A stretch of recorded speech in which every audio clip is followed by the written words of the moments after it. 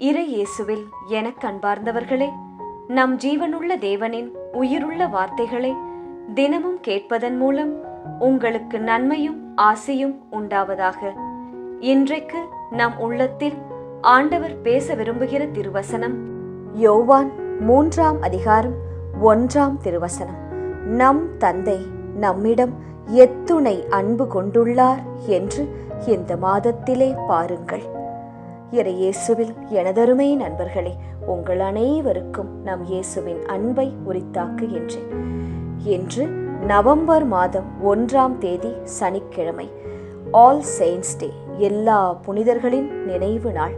எல்லா புனிதர்களையும் ஒரு நிமிடம் ஜெபித்து நினைத்து அவர்களிடம் நமக்காக இறை இயேசுவிடம் பரிந்து பேசும்படி ஜெபித்துக் கொள்வோம். இன்றைய நாளில் நம் ரோசரி பிரேயர்ஸ் குடும்பம் சார்பாக பிறந்த நாள், திருமண நாள் கொண்டாடும் அனைவரையும் இறை இயேசுவின் அன்பும் ஆசீரும் நிறைவாய் சேரட்டும், அதற்காய் ஜெபிக்கின்றேன்.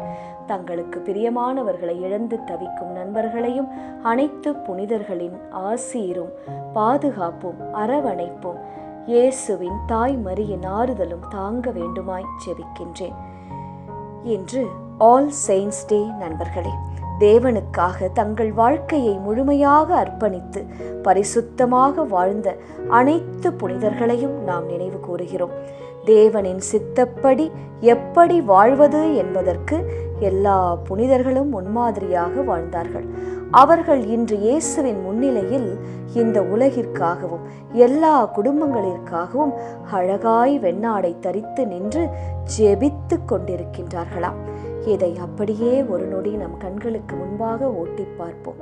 சரி, இந்த நவம்பர் மாதத்தில் முதல் நாளில் ஆண்டவர் இயேசு இந்த ஆல் செயின்ட்ஸ் டே அன்று எனக்கு என்ன வாக்கு கொடுக்க போகின்றார் என்று ஆவலாய் காத்திருக்கின்றீர்களா?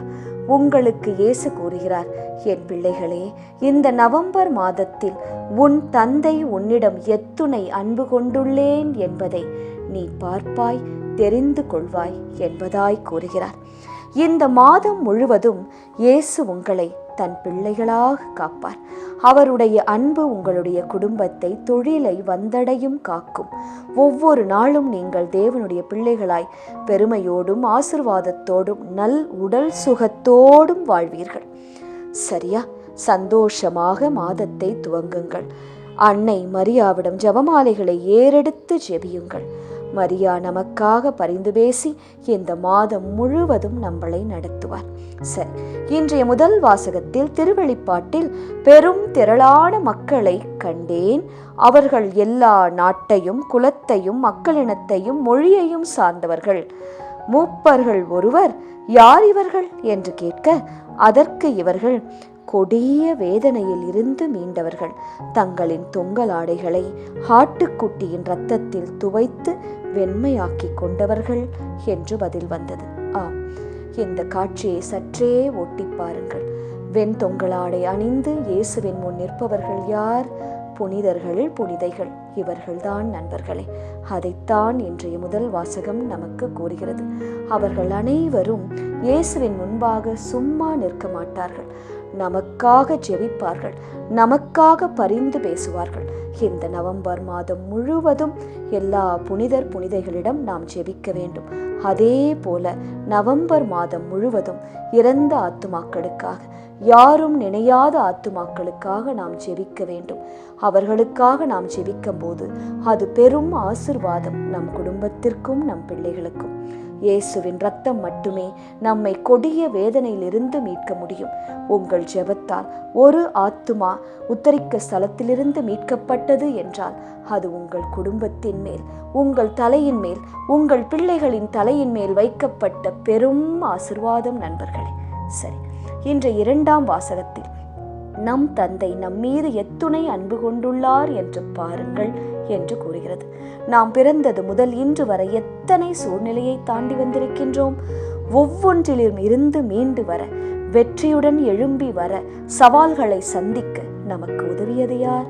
இறை இயேசுதானே. இறை இயேசு நம்மீது கொண்டுள்ள அன்பு, கிருபை, அந்த அன்புதான் இரக்கமாய் கிருபையாய் மாறி நம்மை காத்திருக்கின்றது.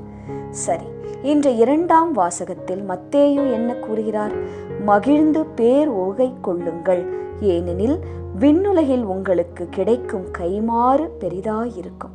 சில நேரம் நண்பர்களே, நாம் நினைப்பதுண்டு, நான் நல்ல மனிதராக எல்லாரையும் அன்பு செய்வதால், அனைவரும் என் வாழ்வில் வேண்டும் என்று நான் நினைப்பதால் தானே என்னை ஏமாற்றுகிறார்கள், எனக்கு உண்டானதை எடுத்துக்கொள்கிறார்கள் என்பதாய் நான் பல நேரம் நினைத்ததுண்டு. நீங்களும் நினைத்திருப்பீர்கள். அதனால் தானே இன்றும் நாம் ஒன்றுமில்லாமல் நிற்கின்றேன் என்பதாய். அப்படி இல்லை நண்பர்களே, என் சகோதரனே, என் சகோதரியே, நீங்கள் பேறு பெற்றவர்கள், கனிவு உடையவர்கள், ஆறுதல் பெறுவீர்கள், நாட்டையே உரிமை சொத்தாக்கிக் கொள்வீர்கள், நீதியுடன் இருப்பீர்கள், நிறைவு பெறுவீர்கள், இரக்கம் பெறுவீர்கள், கடவுளையே காண்பீர்கள். எனவே வருத்தப்படாதீர்கள். உங்களுக்கு கிடைக்கும் கைமாறு பெரிதாயிருக்கும். அப்போது உங்கள் மனம் பூரிப்பு அடையும். இன்றைய திருப்பாடல் வழி ஜெபிக்கலாமா? இயேசுவே, ஆண்டவரை நாடும் தலைமுறையினர் நாங்கள், எங்களை ஆசிர்வதியும். இந்த நவம்பர் மாதத்திலே எங்களை பாதுகாத்து நடத்தும். இந்த மண்ணுலகு விண்ணுலகு அனைத்தும் உமதே. அனைத்தையும் நிலைநாட்டுபவரும் நீரே. கரைப்படாத கரமும் மாசற்ற மனமும் எங்களுக்கு தாரும். இந்த நவம்பர் மாதம் முழுவதும் உமக்கு உகந்த வாழ்க்கை வாழ எங்களுக்கு துணை செய்யும். இவரே ஆண்டவரிடம் ஆசி பெறுவர், கடவுளின் முகத்தை தேடுவோர் நீங்கள் என்று கூறினேரே, அதே போல இந்த மாதம் முழுவதும் கரைபடாத கரங்களாய் நாங்கள் வாழ்ந்து உமது ஆசீரையும் பாதுகாப்பையும் இந்த மாதம் முழுவதும் சொந்தமாக்கிக் கொள்ள எங்களுக்கு அருள்தாரும். எங்கள் மனதில் உள்ள ஆசைகள், எண்ணங்கள், ஏக்கங்கள் அனைத்தும் நீர் அறிவீர் இயேசுவே. எங்களுக்கு அவற்றை உமது சித்தப்படியே நடத்தி தருமாறு, இந்த நவம்பர் மாதத்திலே நடத்தி தருமாறு ஜெபிக்கின்றோம். ஆமென். இயேசு கிறிஸ்துவின் பெரிதான நாமத்தின் நிமித்தம் ஜெபிக்கிறோம். ஆமென்.